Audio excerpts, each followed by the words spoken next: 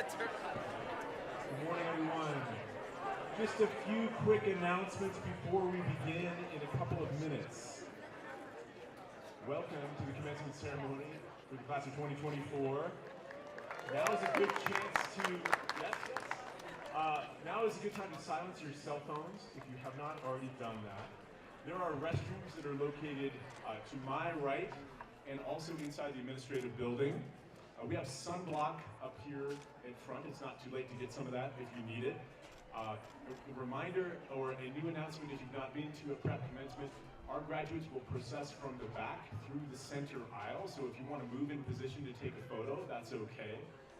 As your graduate, as we near their name in the alphabet, parents, you may come up and get a position here to take a photo if you want to do that.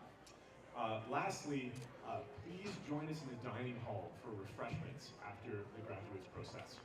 All right, we'll begin in just a few.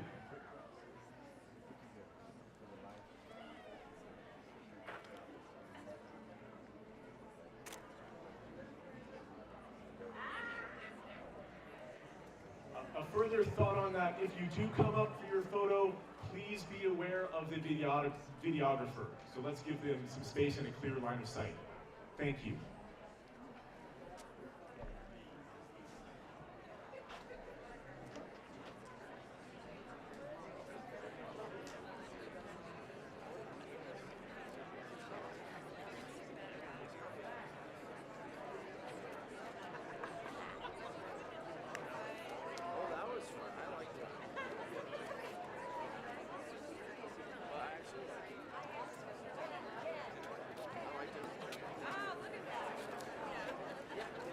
Oh my god, this is on time.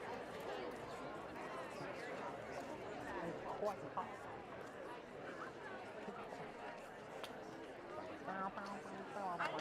You guys want to see a cool feature of this? Yeah. Whoa! Well, does it say that? Oh, shit. Can you turn the sun off for a minute? Yes. We just like stand taller and like a little to the left.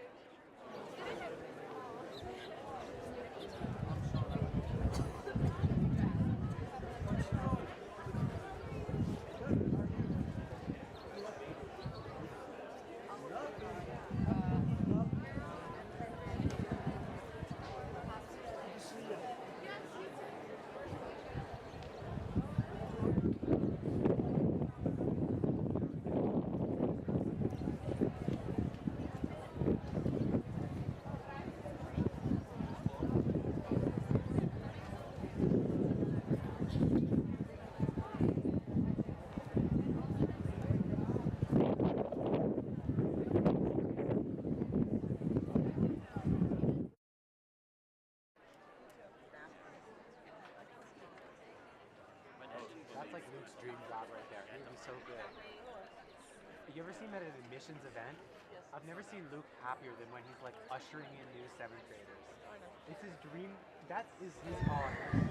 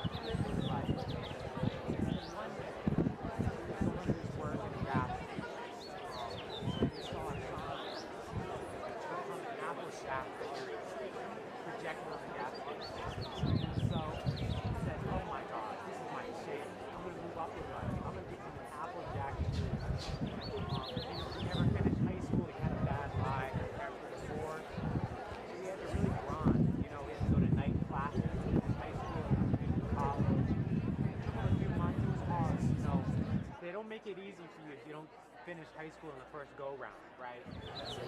You got it.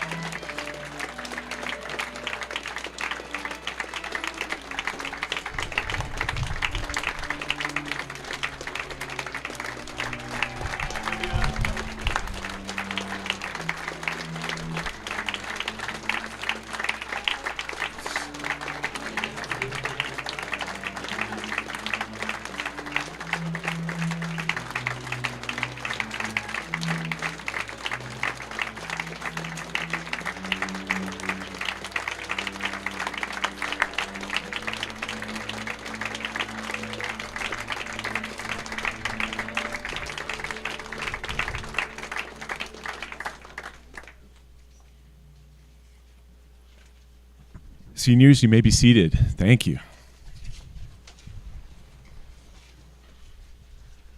Welcome, everyone. I'm Aaron Schubach. Members of the class of 2024, parents, relatives, trustees, faculty, and staff, welcome to our 57th commencement exercises. A special welcome back to our keynote speaker, Karen Phillips, a member of the class of 1998.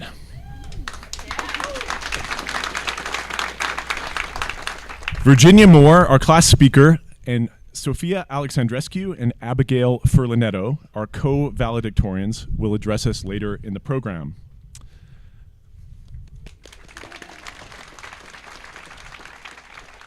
Also with us today is Jenny Kaufman, Chair of Santa Fe Prep's Board of Trustees, and Ashley Satterthwaite, Assistant Head of School.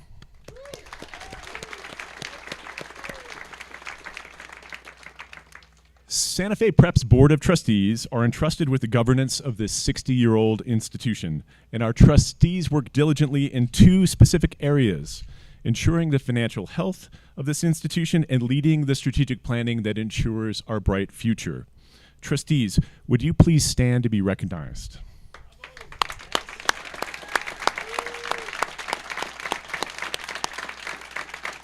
Thank you for your service. I'd like to afford a quick note of special recognition to three trustees who've completed their terms of service: Stephen Badger, Ed Gale, and Leah Swanson. Thank you.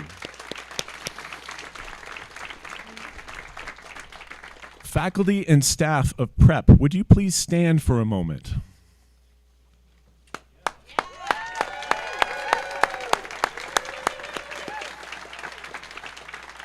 On behalf of our students, graduates, and parents, thank you for your inspired and dedicated work.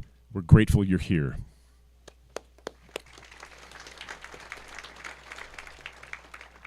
Parents, I'd like to take a moment to recognize you and your hard work to bring your senior to this celebratory moment. As bright as our seniors are, we know it was you, their parents, who helped propel them forward on this journey and navigate in uncertain times. Specifically, it was you managing the many details and investing your time and financial resources in their success. Early morning dropped off for sports, Model UN, DECA, or mock trial. Afternoon, morning car lines, check. That was you. Sometimes there were 2 trips in a day if they forgot something. My family's record is 3 trips in a day, and I'm not sure anyone wants to admit to breaking that record. It was you who likely tied their shoes on their first youth sports practice, and you who celebrated the end of their high school careers on senior day. During online learning, you were honorary faculty and school counselors. You ran lines with them at the dinner table before opening nights of plays and musicals. You were there when they applied to prep, when they clicked submit on their college applications, and you will likely drop them off this fall. We know that these beautiful outfits were perhaps not entirely planned by our graduates, nor were the gatherings and celebrations, hopefully with out-of-town guests and chosen family members, that will occur this afternoon and in the coming days. For all these reasons and more, parents, you have a place of honor during this ceremony. Graduates, would you stand for a moment and applaud your parents?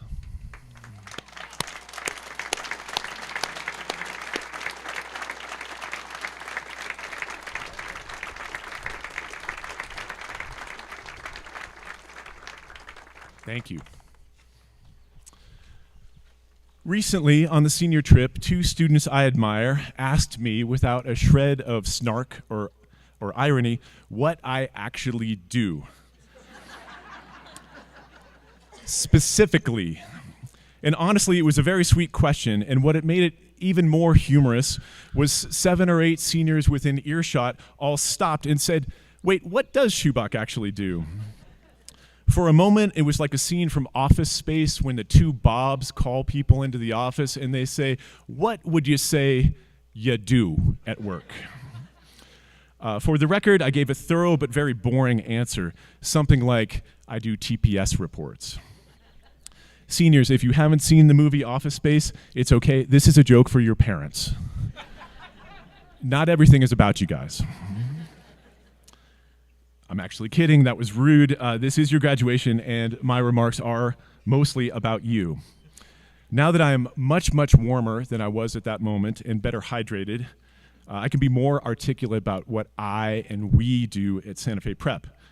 I wish I would have had the presence of mind to say that, with my colleagues, I aspire to change the world by sending forth amazing people with broad educations and strong values. I'm pretty sure that a principal of a small school talking about change the world sounds ridiculous, but we believe it. Here at Prep, we believe that education is more than just skill building in order to achieve success in a chosen field. We believe that by expanding your capacities, not only is your life made immeasurably better, but we expand the capacities of the communities that you will join. By the way, I wish I also would have had the presence of mind to say that the faculty and staff of Prep choose our jobs because we get to work, laugh, and celebrate with you, today's graduates, and your younger peers. Schools are symbiotic organisms. We pour our knowledge and talents into you, and in return you inspire us, make us laugh, and keep us up to date on the Kendrick Drake beef. I mean, I'm honestly curious, when is Drake going to fire back? If someone said something like that to me, I would not be okay. Parents, this is a joke for the students. It's okay if you don't think that's funny. Seniors, while we're on this subject, what were the things that you wanted to mention in the speech? Awkwardly, I don't always know what the students are talking about. And I do not in this particular case. But here's why I think I'm not delusional about changing the world. Education creates personal transformations. In fact, it's the only thing that does. Think of it like this. Your mind is a house that you live in, either in confinement or luxury. Learning new ways of being and thinking are the only ways you can redecorate, add square footage, let fresh air in, or create a new and better view. When we learn more about the human condition through literature, and when science helps us see beyond the surface levels of the physical world, we're able to temporarily escape the naive confines of our mind. That is why I believe no matter what you do, spending time each day with a favorite thinker or writer is as important as learning the technical details of your field. While I wasn't lucky enough to attend a school like Santa Fe Prep, my education is what gives me the ability to choose ideas and values from a broad menu of options, and frankly, it's a key component of my mental health. For example, when I read Albert Camus, I'm inspired by his physical and philosophic resistance to totalitarianism. James Baldwin's articulation of moral dignity in the face of systemic racism enlarges my world. Graduates, I know you have your own intellectual heroes. Authors and artists infuse us with their strength and intelligence, and our prosaic challenges return to the proper scale in their presence. On that note, it was a true pleasure to hear your voices at Baccalaureate last night. Thank you for sharing what's important to you. We've all read research about the decline of the English major due to its so-called impracticality, but I would argue that a thorough liberal arts education is essential to both your mental well-being and infinitely practical. The class of 2024 is... I didn't know that was going to get a clap, but I'm thrilled. I would argue that a thorough liberal arts education is both essential to your well-being and practical, The class of 24 is highly academically distinguished. Today we send forth quantitatively skilled humanities majors and future engineers with excellent writing skills. No matter what major or career you choose, there's a practical benefit to your education. You'll stand out in interviews, you'll be able to synthesize ideas, and you'll help the teams you work on be more strategic and equitable. These transformations have a cumulative effect. Today you graduate and go on to larger stages. Each of you will be an asset to your new schools and the organizations lucky enough to have you. If all this talk about making the world a better place sounds like too heavy a burden to bear, please know the most important way we can impact the world is by sharing the joy that you've shared with us. Graduates, I offer you my deepest congratulations for all that you've achieved and for your immensely positive effect on Santa Fe Prep. As you find your new communities and intellectual challenges, please remember that the faculty and I admire and trust in your future work. Congratulations and well done.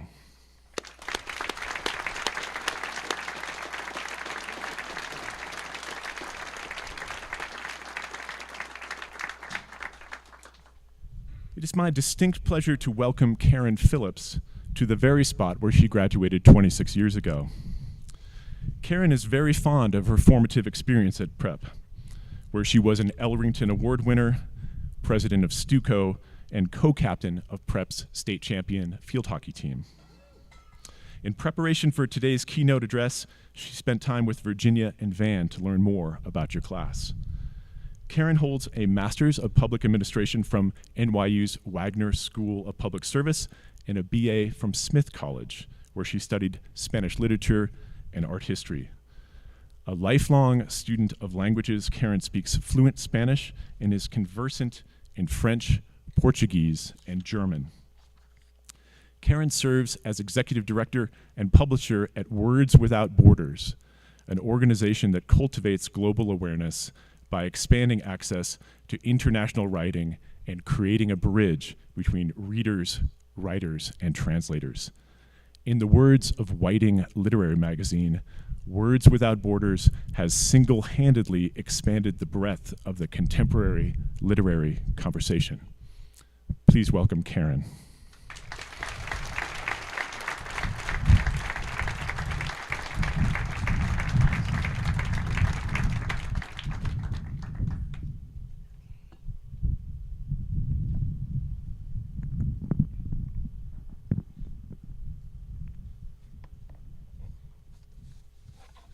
Spring. Spring seized, turned into swallows. Swallows caged, turned into clamors. Clamors silenced, turned into scenery. Scenery covered up, turned into eyes. Eyes forced shut, turned into dreams. Dreams denied, turned into maps. Maps destroyed, turned into memories. Memories deleted, turned into roads. Roads blockaded, turned into ancillary legs. Legs smashed, turned into wings. Wings clipped, turned into breeze. Breeze detained, turned into storm. Storm imprisoned, spawned a million offspring. Those offspring are our in-breath and out-breath, swallows in and out of our nostrils, our spring. This poem was written by a Burmese poet who goes by the pseudonym Na Ba. It was translated from Burmese into English by Coco Tet and published on Words Without Borders. While this poem bears witness to the current political upheaval in Myanmar, I selected it today to read for the class of 2024 as a testament to your resilience, a word I've heard used frequently to describe you. For yours was the class that started high school during a global pandemic, that overcame the isolation and weirdness of remote learning, and formed strong bonds with humor, passion, and respect for one another. A class that is very much beloved in this community. You deserve a joyful celebration today as you set out into the world, into your spring. When Virginia reached out and asked if I would address you today, I was deeply honored. Santa Fe Prep not only shaped me as a thinker and a citizen, but also fostered the multi-generational community that has nurtured and inspired me for more than 3 decades, representatives of which are in the audience today. As Erin mentioned, I currently serve as the executive director at Words Without Borders, a nonprofit organization devoted to building cultural understanding through literature. But to prepare these remarks today, I needed to go way back to 1998, when I was sitting where you are today and feeling very, very hot. As a senior at prep, 17-year-old Karen relished English and art history classes and experimented with her first poetry translation in an advanced Spanish course. I co-edited The Griffin and published poetry in The Skirmisher. I founded a student open mic called the Meme Jam, to which I donned a beret. But let's be honest, I often donned a beret during my prep years. You could say that the seeds were already sown during my time at prep. The person most likely to direct an international literary organization? Hi, it's me. But retrospection is a funny thing. Looking back allows you to connect dots that once felt unrelated, to impose a cause and effect linearity on the messiness of life's choices. What I'm trying to tell you today is this: things will make sense, but maybe only much later. So let me take you on a little journey, a journey that will both start and end right here at prep.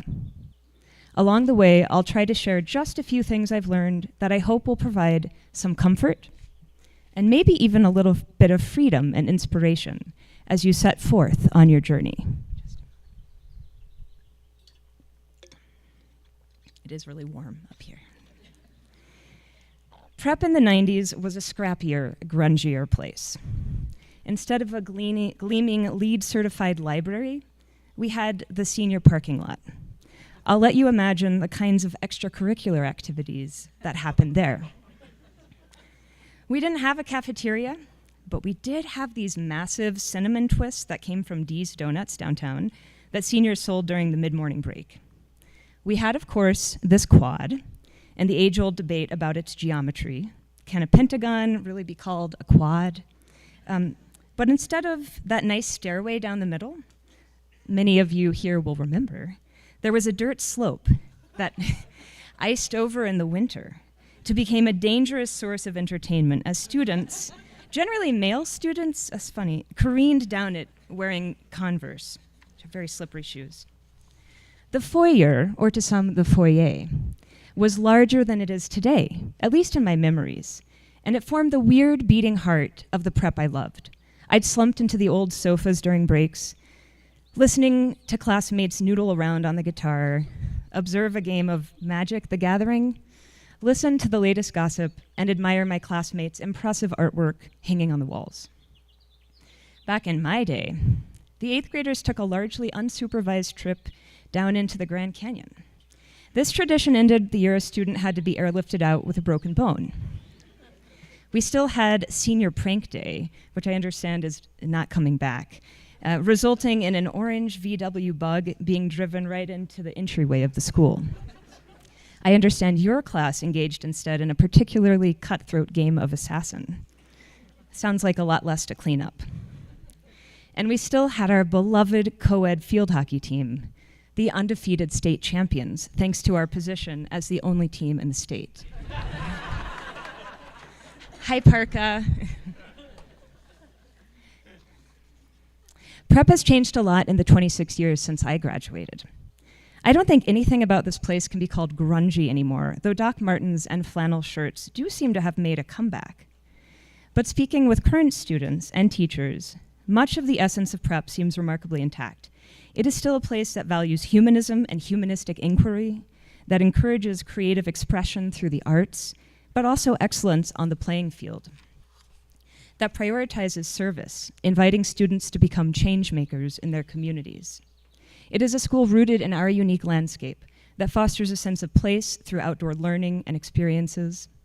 But what I most appreciated as a student, and what I understand is still special about the prep experience, is the space and freedom it provides to become oneself, to try on different hats, and not only jaunty berets, and to defy categories.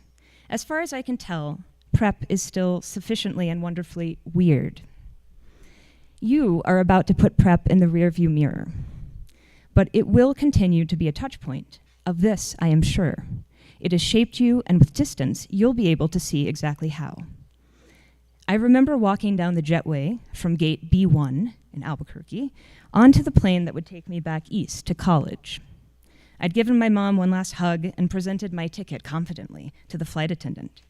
But once I was alone inside the jet bridge, I permitted myself a tear or two. It was happening. I was leaving my youth at gate B1 and stepping into my eventual adulthood. I touched the 2 silver charms hanging from a chain around my neck, which I wore today, the gift of another prep alumna, the jeweler Laura Llewellyn. One was the home bead, adorned with an image of sun and moon mountains. The other was the journey bead, consisting simply of a spiral. I used them like a compass. Getting myself to Massachusetts from New Mexico was no small feat. First off, there was the computer. Back then, we used something called a desktop, a machine that was the size of a small shed and occupied the full surface area of a standard-sized desk. I hauled it down to pack mail, spent a small fortune to have it shipped off, a ritual I would repeat every year of my college career. There was also the question of my CDs. There was no chance of my leaving my music collection behind, and yes, I needed all the liner notes. So hundreds of plastic jewel cases were also shipped off. Already your journey will be much lighter than mine. You'll slide a laptop into your backpack and feel in your pocket for a wallet-sized device containing all the music you could ever hope to listen to. You will also have the technology to connect you to an extended community of friends and family, just a group chat or FaceTime away, whether you like it or not. I don't remember how often I spoke to my family when I was in college, maybe every couple of weeks. We still had landlines in our dorm rooms, and some friends and I wrote letters. Somewhere, I still have a cartoon drawn from one of my prep friends. It features a haggard-looking warrior riding a tired horse through an urban landscape with the caption, "There is no green chili in New York City." Indeed, there was no green chili to be found in Western Mass either.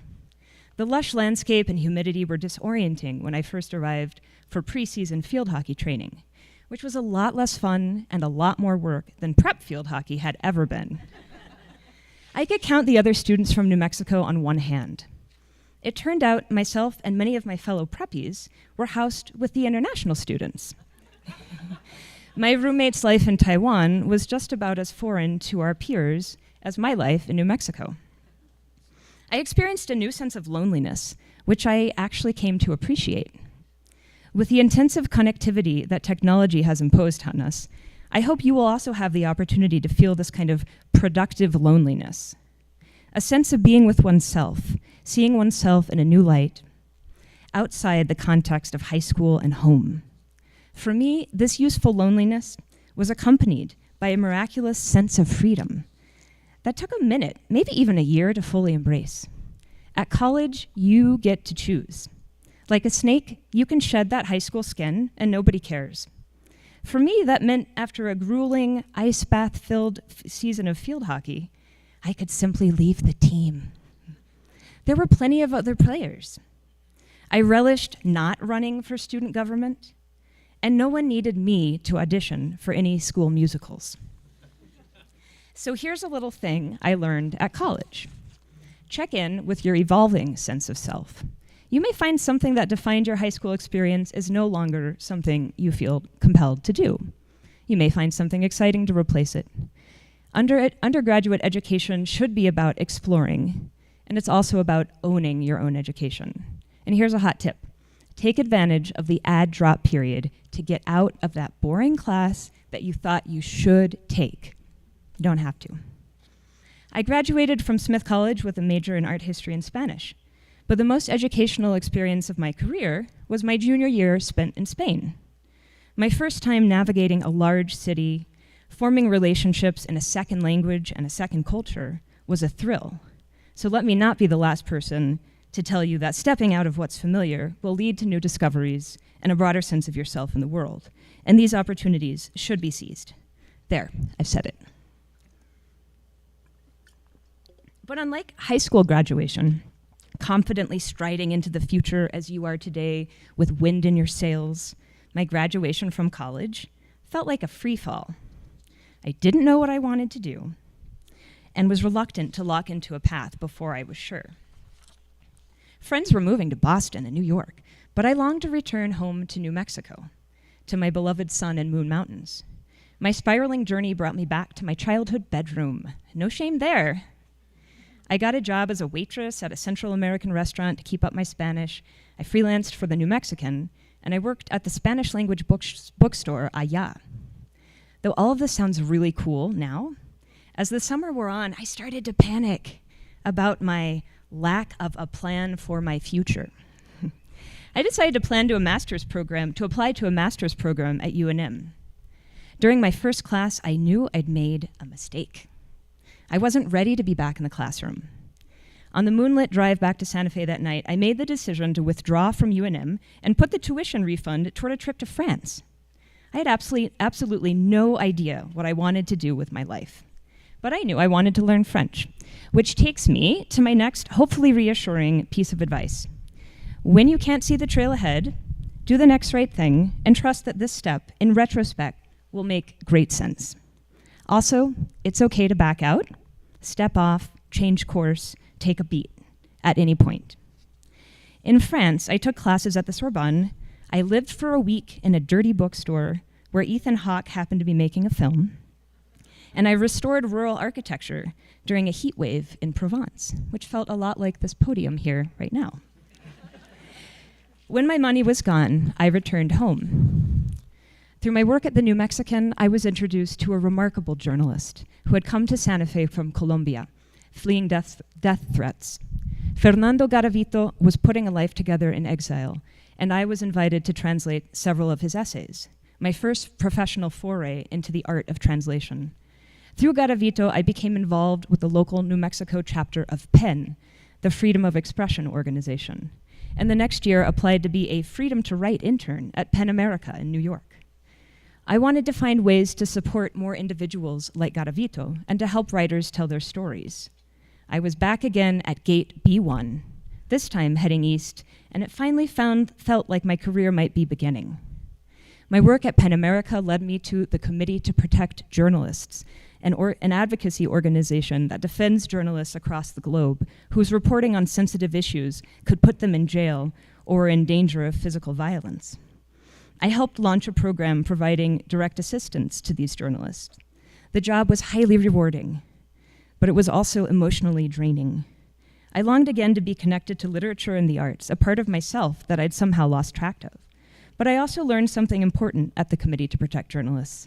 I wanted a job where I felt I was making a difference, and the nonprofit sector might be the best way to do that. I enrolled in a master's program in public policy at NYU and tailored my studies to focus on cultural policy. Graduated in 2010, as the world was still recovering from the 2008 financial crisis and jobs were few and far between. On a whim, I applied to a fellowship in Germany. To be honest, I'd never had any particular interest in Germany. But the fellowship could be tailored to my professional goals, and I got to learn German, and it paid. I worked at Germany's International Development Agency, learning about how they were investing in the cultural industries in sub-Saharan Africa. It was not where I thought I'd end up after graduate school, but it opened a world of new ideas and connections. I hoped my time in Europe would catapult me into a dream job. Maybe I'd land in Paris, dust off those old berets. But instead, I found myself back in New York, struggling to pay the rent, dealing with bed bugs, and working in a fundraising job I hated. At that time, I'd taken a side gig doing some research for a former professor. Another researcher on the project told me that Words Without Borders was hiring an executive director and suggested I apply. I think I laughed, but I went ahead. I had never been an executive director, and I was frankly terrified. But I decided to take the leap into a role that magically connected so many dots from my past. And the rest is, well, history. Prep, and particularly my English classes, hi Lisa Fisher, had an outsized impact on both my career choices and my reading habits. Our 8th grade English class spent a semester reading literature from Latin America's boom. Fuentes, Garcia Marquez, Cortázar, all of it in translation from Spanish. and it blew my young mind. It was not just the feeling of being transported to other landscapes, time periods, and realities. It was the totally new ways to tell a story.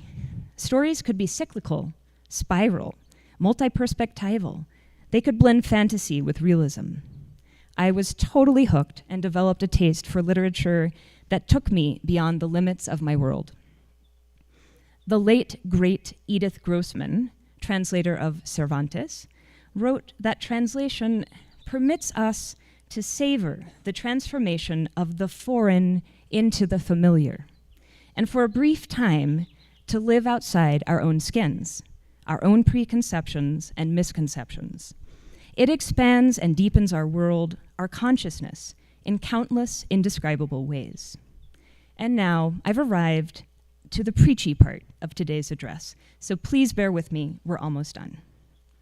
I invite you, class of 2024, I implore you to set out from prep and from these beloved familiar foothills, to find ways to keep engaging in the most human ways possible with the wider world. Never have the challenges we've faced as a species been more interconnected and with higher stakes, nor have social and political chasms felt so wide. Yet technology has placed the world at our fingertips. I am not talking about reading the news, though I hope you'll do that too. I am speaking about the way a novel or a poem can bring you inside another's life, show you a new perspective, and strengthen your sense of empathy. Literature in translation can do this particularly well, but so can music, film, the visual and performing arts, and of course, travel. Let your sense of what it means to be human in this world expand radically, and with it, your empathy. Listen deeply and across borders, for when we listen to one another, it becomes clear that we have so very much in common. And this, I believe, will be the key to our survival. So let me send you off today on your open road with one more poem. It is not the road less traveled, although it does feature a road and plenty of water imagery to resonate with your senior trip last week. This is the work of Guarani poet Miguel Ángel Meza. It was translated from Guarani by Meza himself and Tracy K. Lewis. This is Dawn. By the streaming of the road I go, I enter, lift, and pass. Black, I pause, see nothingness, wetness, black and streaming the road fragments before me. Wet I plunge on, all before me flowing. The road, stowing memories, huddles dark under a sea field of stars. Heavy my forehead, I part thickets of prone branches, fall, rise again, tread onward. My road, level now, it bursts, opens. Water boils up from the grouped stones, grips me. I fall free as dawn breaks white. Dawn breaks white. Thank you.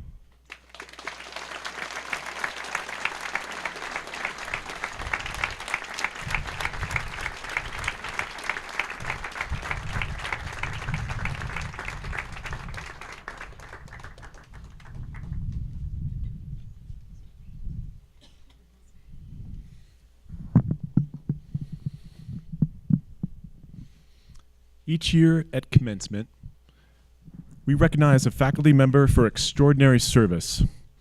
The J. Sheldon Award for Teaching Excellence is named after retired science teacher J. Sheldon and is awarded to a teacher by the head of school with significant input from the senior class and the faculty.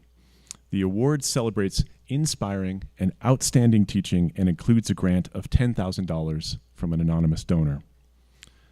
Today, we honor an immensely talented educator who, for the last 19 years, has helped our students lay a strong foundation of academic knowledge and joy in learning. Her colleagues appreciate her competent and humble leadership style, her attention to detail, and her ability to create constructive dialogue about the many important issues that exist in our community. They describe her as intelligent, enthusiastic, collaborative, supportive, flexible, and steady. That is stabilis in Latin. When I say she's helped our students lay a strong foundation, that's because they begin their prep experience with her in 7th grade, learning one of the foundational languages of the Western experience, Latin. Our strongest students often cite her influence on them as a source of their later success as linguists and scholars. Carla Weston, it is my distinct pleasure to award you the 2024 J. Shelton Award.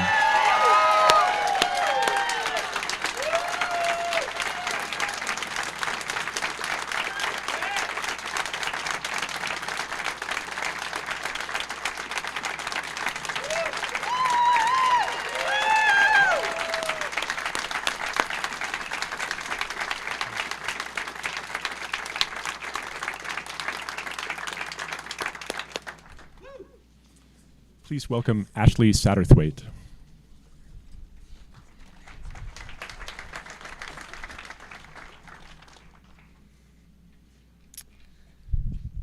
The Elrington Award goes each year by vote of the faculty and administration to that senior whose honesty, determination, generosity, and leadership evoke the traits associated with Brigadier General Mordaunt Elrington.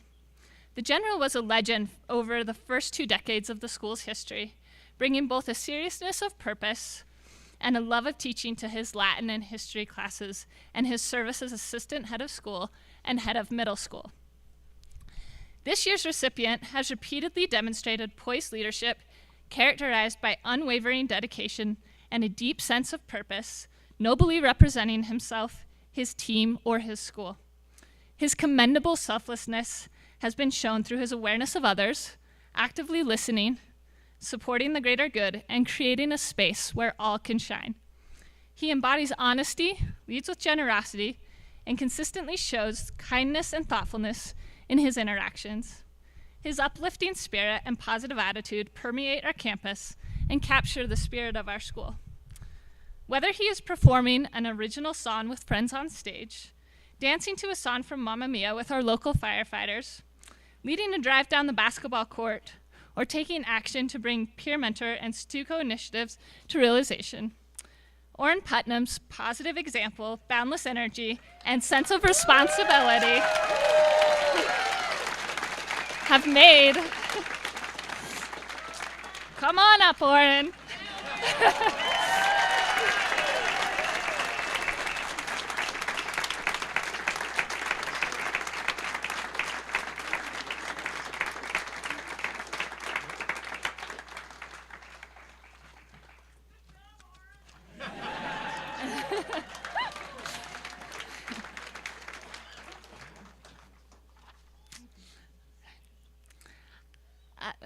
The class of 2024 has selected Virginia Moore to be the Douglas Schwartz class speaker. Senior class president, the founder of the Women in Government Club and Women in STEM TAP, and a member of the Model United Nations team, Ginny is also one of 2 recipients of our inaugural Active Citizen Award. Ginny will take her intellectual curiosity and drive to Yale University next fall. Congratulations and welcome, Ginny.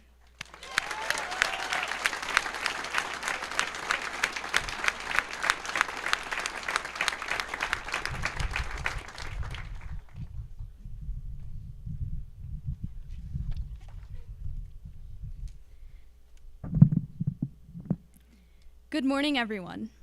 Thank you all for being here to celebrate the most important day of our lives, the class of 2024's high school graduation. No, I'm just kidding. But today is a day of great change. For those of you who don't know me, my name is Virginia Moore, and today I'm stepping out into a new phase of my journey, just like every other member of my class who is seated here today. In my opinion, the class of 2024 is filled with heroes. Of course, we have the classic heroic stories, such as Kieran stopping on the side of the road to help a stranger whose car broke down, and Charlie volunteering at the food depot for her tap. However, we also have stories as simple as Van staying after class to clean without being asked, and our peers taking on the role of passionate spectator to support Emery and Nicole on the volleyball court. In all of these cases, these stories show the characteristics of the class of 2024 that have been nurtured and grown during our time at prep: passion, kindness, and community. This year in our English class, we were introduced to the idea of the hero's journey as a narrative archetype that describes the steps a hero will follow on the way to their final destination. In many ways, this metaphor describes the journey that the class of 2024 has taken throughout our time at prep. The first step of the hero's journey is the call to adventure. In our case, the call came in the form of a letter from Prep's admissions office letting us know that we had been admitted into the class of 2024. The call came at different times for all of us. Some of us received it as sixth graders, some in the midst of a global pandemic, and others received it unexpectedly this past summer. At first, there was a refusal of this call. No matter what age you're starting a new school, it can be daunting. It's a place filled with new expectations, pressures, and responsibilities. And entering high school in particular, the grades you get start to really count towards something. We're told to step up to be leaders, and we start to develop a more defined sense of who we are in the world. Despite all these worries and doubts, though, we're all sitting in the quad today. We all ended up accepting this call. Maybe it was because of Prep's academic promise, Prep's emphasis on community, or maybe just because our parents told us to. Unfamiliar and perhaps uncomfortable at first, we became high school students. In crossing the threshold, we attended fall ball, explored the outdoors during our sophomore year camping trip. We participated in games during assembly, with Cora winning the school title in the hula hooping competition. We assimilated ourselves into the lives of prep students during our freshman and sophomore years. We then encountered the next step of the hero's journey: tests, allies, and enemies, wherein the hero must navigate a series of tests, trials, and challenges, often with the help of allies and the opposition of enemies. Here's where our heroes, the class of 2024, battled through the trials and tribulations of high school. Some of these battles were small, like taking one of Miss Smith's reading quizzes, or trekking across the field to the meme in the middle of January, or in Sophia's case, being told to stop using so many metaphors in her writing by humanities teachers. Other battles were harder fought, like figuring out how to transition from online schooling to in-person learning, pushing through the sinking feeling in your stomach after you bomb a test, or calming your nerves as you step into the frigid gym to take your final. It was in these moments of distress we turned to our allies for support. We found friends in obvious places, like the bonds found among the girls' soccer team, but we also found allies in hearing the words, "I haven't started my history essay either," from one of our classmates. When we would get a last-minute extension for said essay, we encountered a mentor or guide who provides support, advice, and guidance on the journey ahead. Throughout the entirety of our time at prep, there have been teachers, staff members, and family that have taught us how to navigate the epic highs and lows of high school. Without the constant encouragement, goodwill, as shown today by Ambrose's outfit, and the occasional stern talking to, our class would not have been able to become the heroes we are today. From Ben Sleeman's Hello Mate, to Cheney giving us class time to vent about our days, to Dr. Sam giving us stuffed animal study buddies, there have been countless moments that have helped brighten our journey. Each of the mentors that we've encountered along this path has provided support and encouragement, as well as shown us how to be better people. As we were meeting our mentors and finally settling into the rhythm of high school, we approached the ordeal, which to me is the perfect way to describe junior year. This is the moment of the hero's greatest challenge, where they face a major obstacle or enemy and must overcome it to continue on their journey. During junior year, the pressure to figure out what you want to do with the rest of your life starts to really set in, and the questions start to roll in too. Where do you want to go to school? What do you want to study? Managing the demands of the future, along with Jill Lepore's intricate metaphors, the laws of thermodynamics, and attending sports games seemed like a Sisyphean task. Resiliently, though, we battled our way through college admissions and final exams.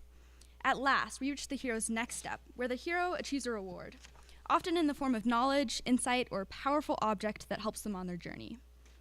Of course, along the way, there have been numerous merits and achievements, such as the boys' basketball team absolutely crushing St. Mike's 2 times this year.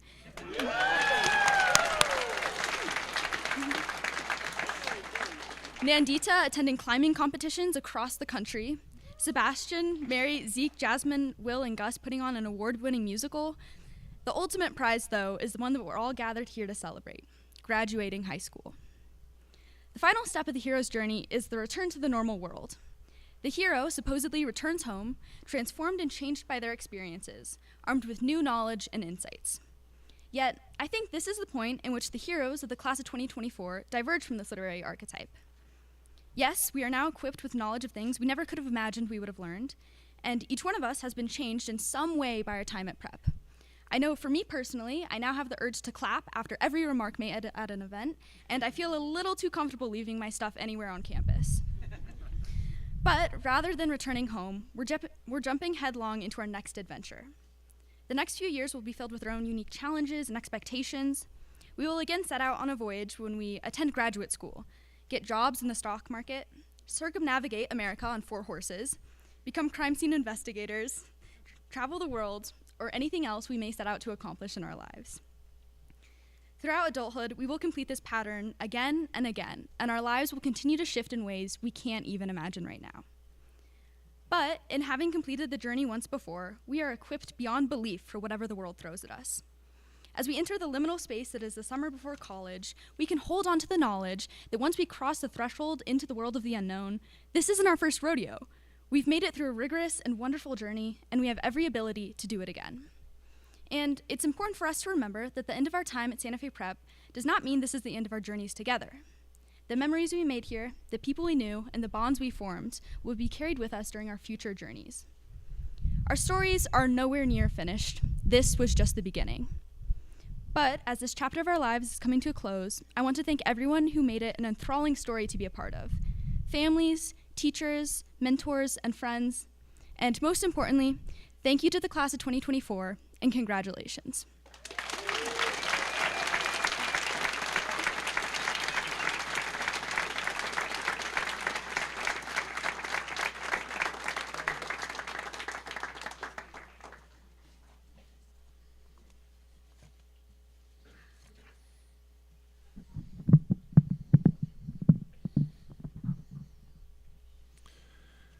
With the full approval of the faculty and the authority granted by the Board of Trustees, Ashley Satterthwaite and Jenny Kaufman will join me to award diplomas to the class of 2024. To recognize their service, faculty, trustees, and coaches who have a child graduating may assist in awarding the diploma.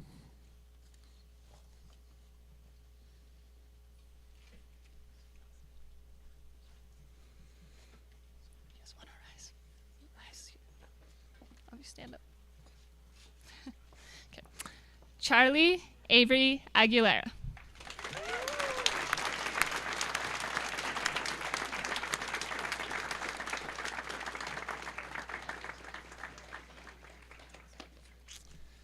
Sophia Elena Alexandrescu.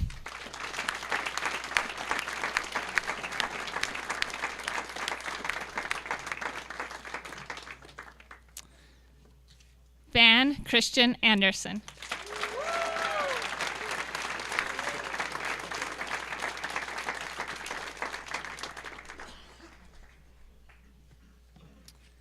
Kieran Ballou.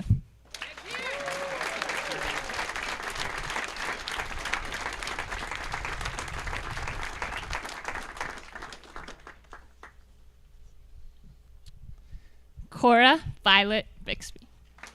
Oh.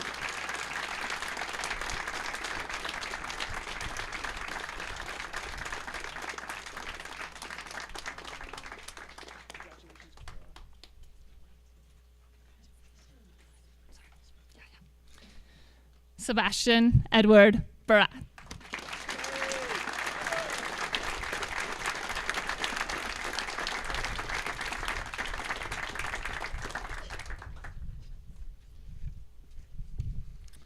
Mary Dillon Blessing.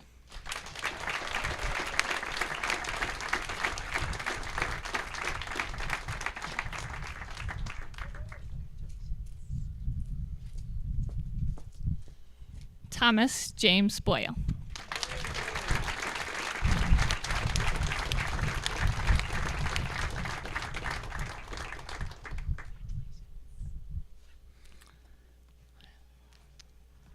Mars Wallace Butens.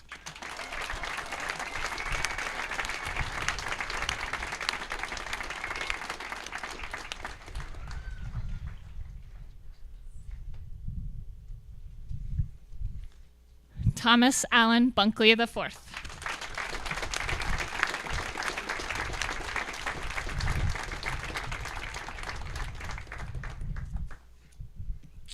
Francois Abraham Berger in absentia.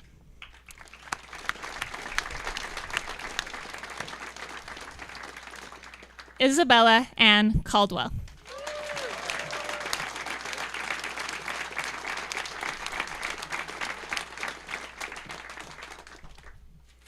Lysander Yahashef Wilkinson Christo.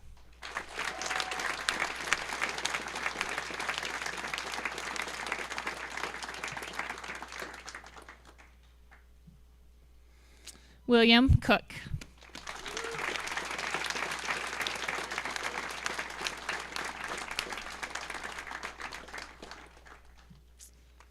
Augustus Joe Curtis Mitchell.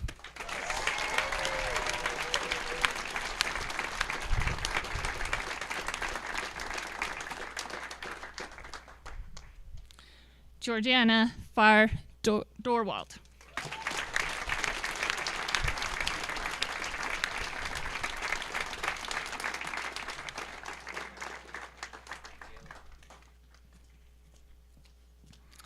Abigail Neville Verlinetto.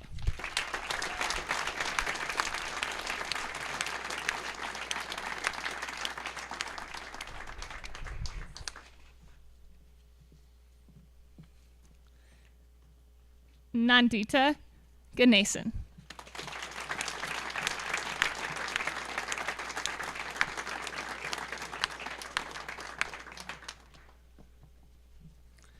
Ariana Rosa Janelli.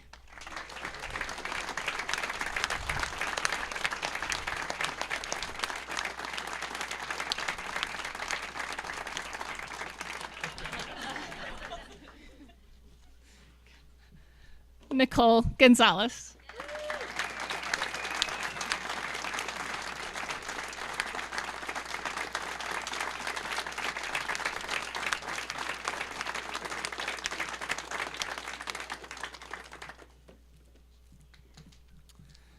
Mitchell Kirkpatrick Grover.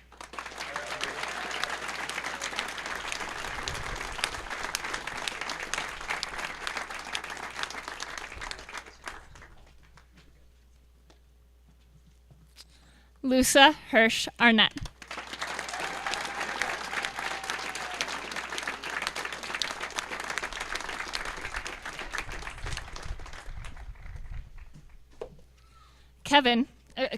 Alex Ingram Jacobs.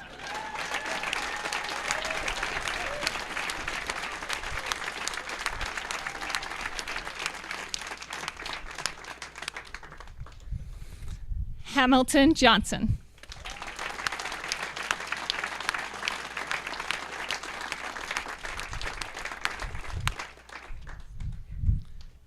Charlotte Francis Koken.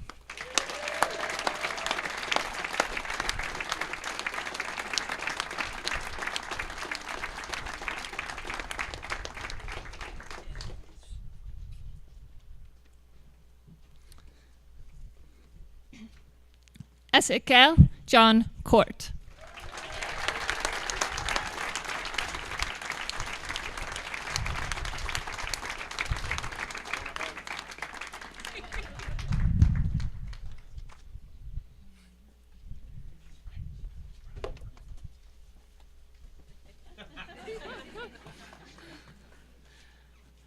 Rita Ann Kunkel.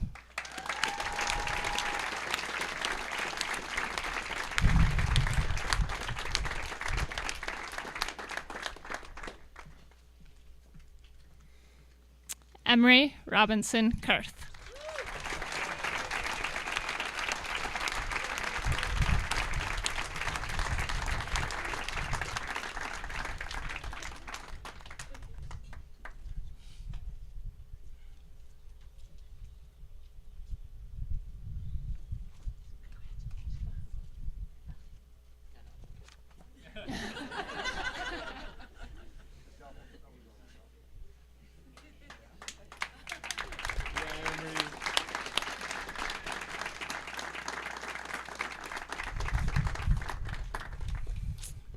Clifton Nolan Lehman.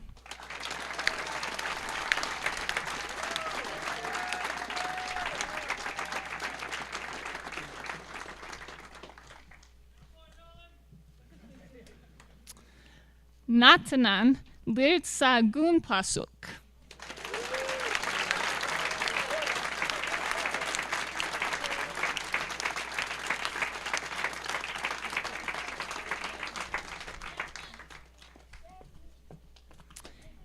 Kaden Sophia Logie.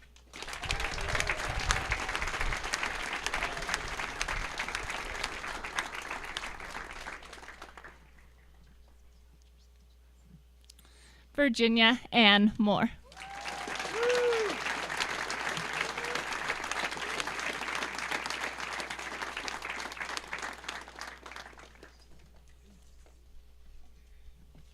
Miles Brown Nordstrom.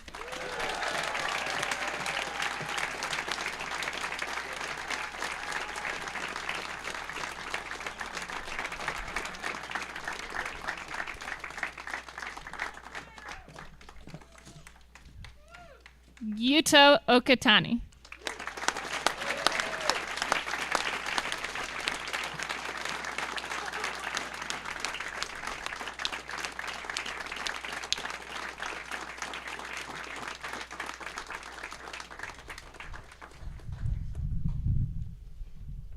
Louis Everett Orozco in absentia.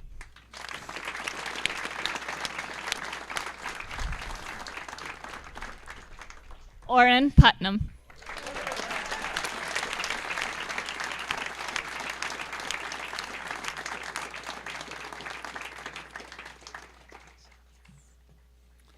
Kayla Marie Rivera.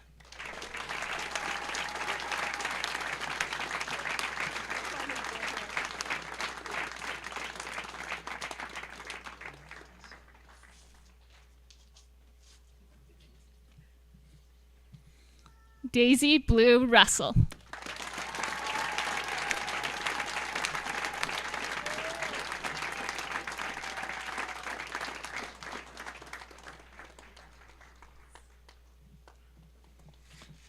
Roman Wynn Sarkisian.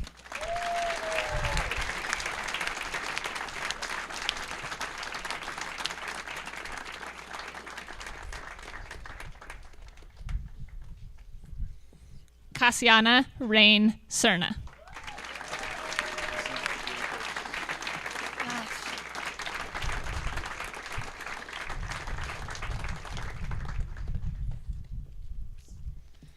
Jacob Schwade.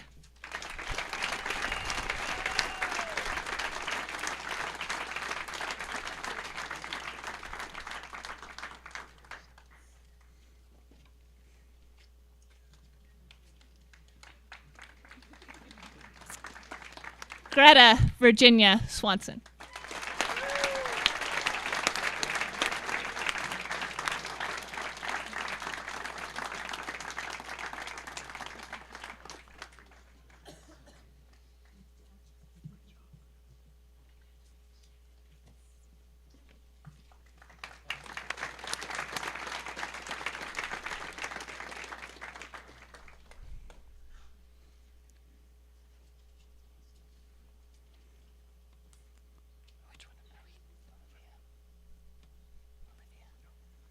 Olivia Grace Tanner.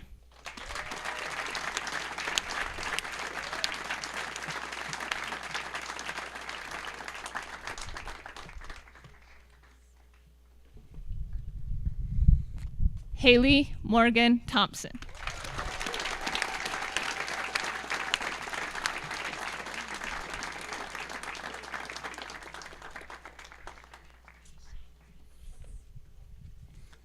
Alexander Ronan Bulberg.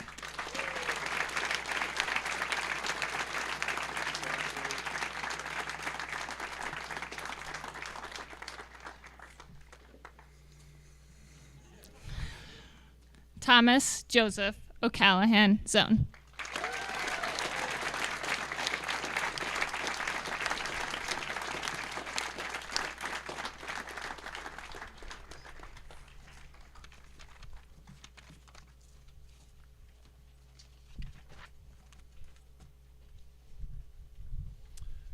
Ladies and gentlemen, I present to you the class of 2024.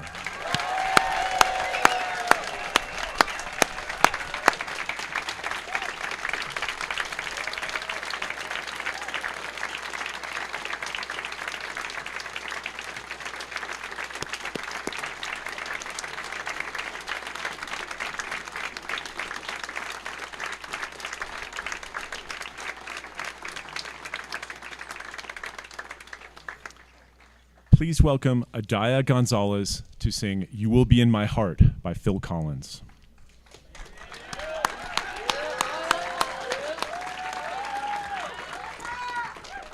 This is my gift to the class of 2024.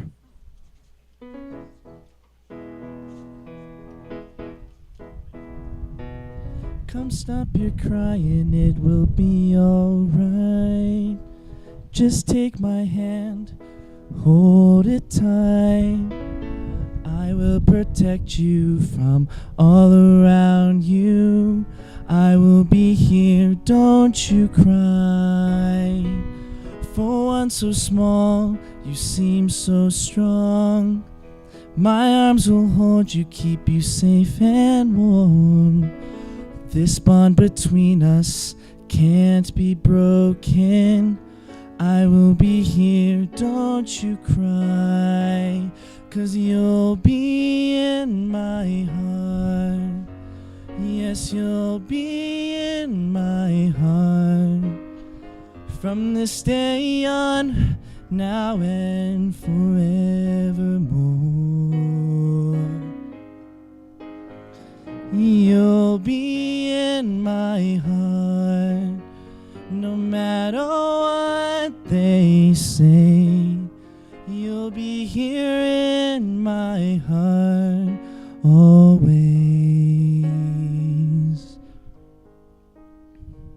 Why can't they understand the way we feel? They just don't trust what they can't explain. I know we're different, but deep inside us, we're not that different at all.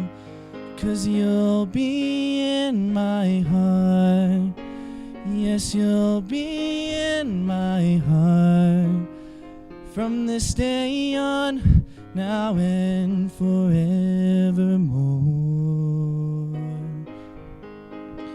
Yes, you'll be in my heart, no matter what they say.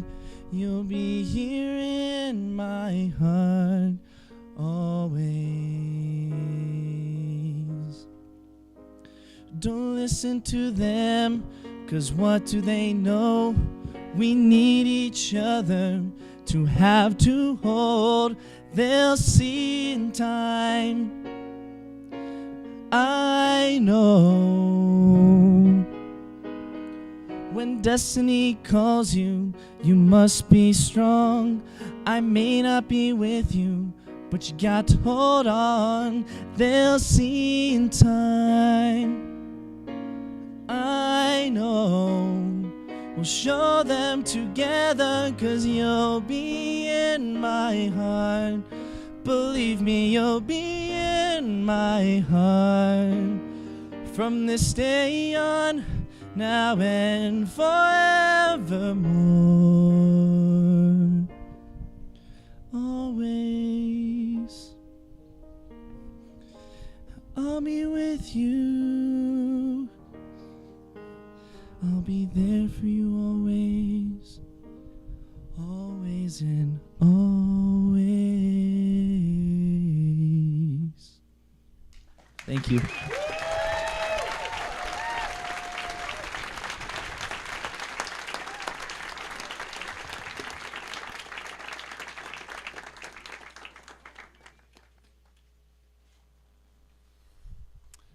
The Valedictorian Book Award is given each year in honor of Mary and Ramsey Harris, lifelong learners, educators, and friends of Santa Fe Prep.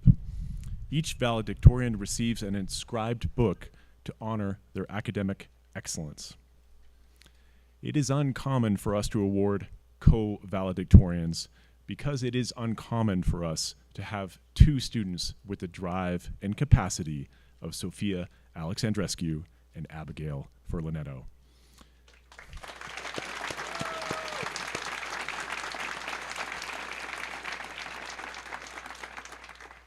Each has pushed the bounds of what Santa Fe Prep offers its students, and both have been a true delight for their teachers to mentor and support.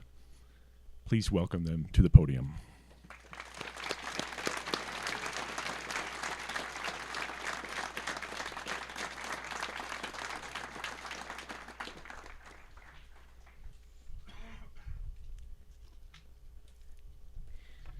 Good morning, Santa Fe Prep class of 2024.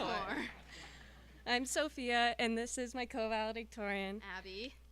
and we're excited to speak to you today and to be the people who will ask you all one final intro question, just as Miss Fryery and Miss Kessler asked an intro question to begin each of our classes this year. So here we go. Today's question is, did you know there is a lizard that literally walks on water? Well, on one fine Thursday afternoon in May, during 5th period, a whole 8 of us in 10th grade chemistry honors were enlightened by this deity of the natural world. We sat there, grabbing the edge of our seats to witness the marvel that was projected before us on the whiteboard. We found ourselves entranced by the lizard that could dance across the water, creating ripples of silver thread that lured it into an unknown future. Swiftly, and without any obstacles around it, the lizard paved its path across the rushing water of the river. Excitedly, we all rooted for the levitating lizard, which more formally is known as the basilisk lizard.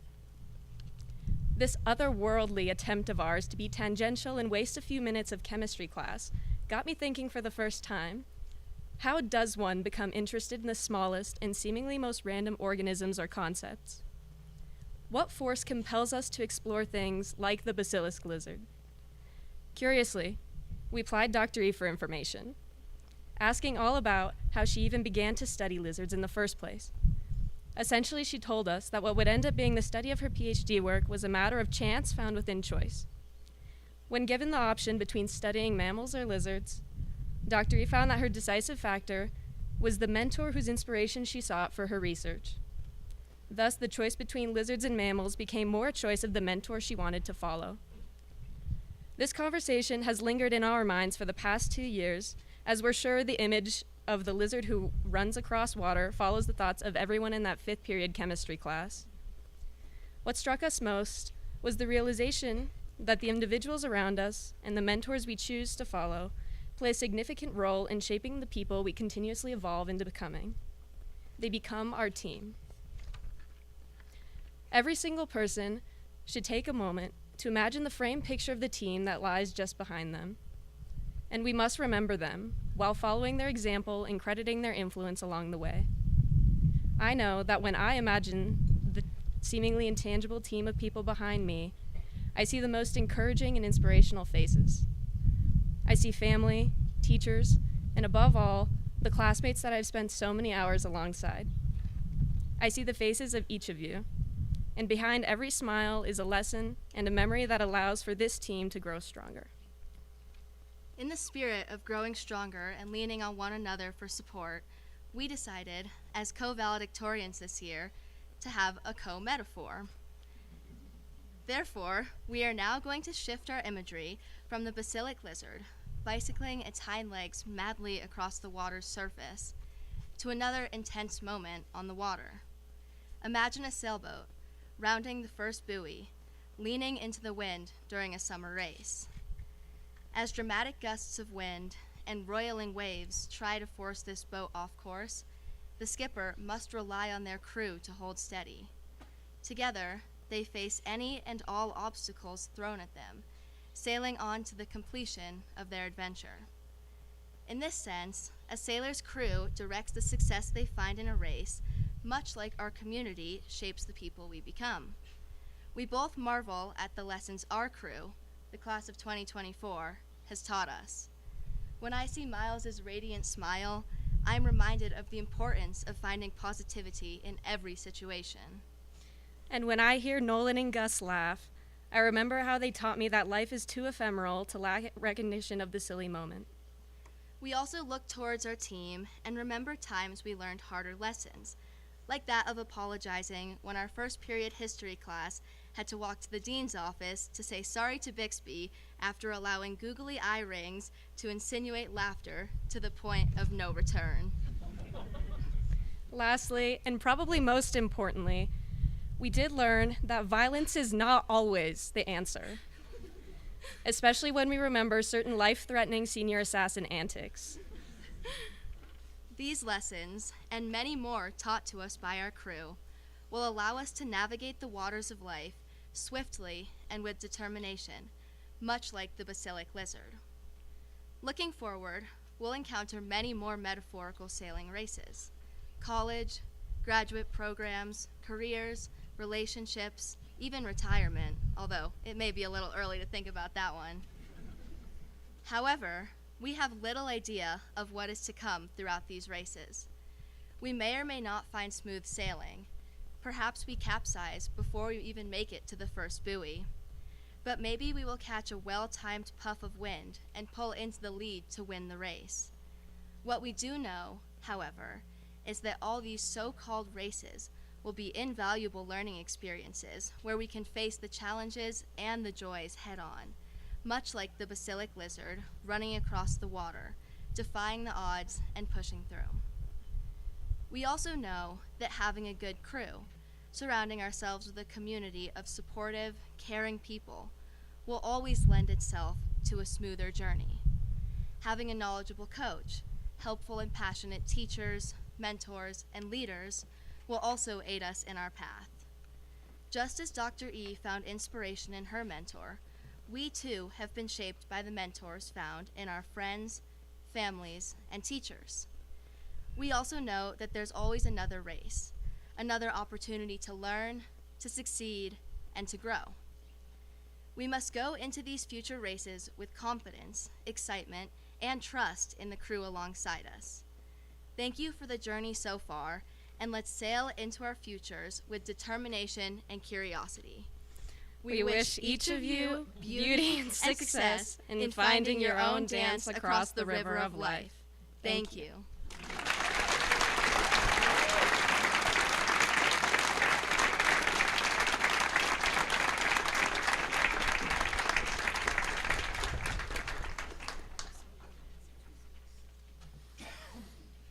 We've come to the final element of today's ceremony.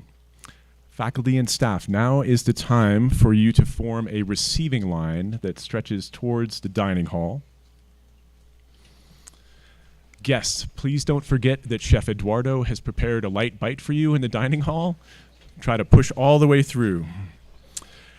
Graduates, on what ring of the Elrington bell do you throw your caps? You got this. Okay, it's time for you to stand. Put your caps on.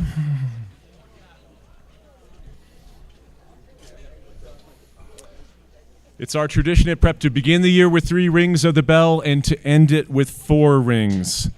Ladies and gentlemen, I present to you the class of 2024.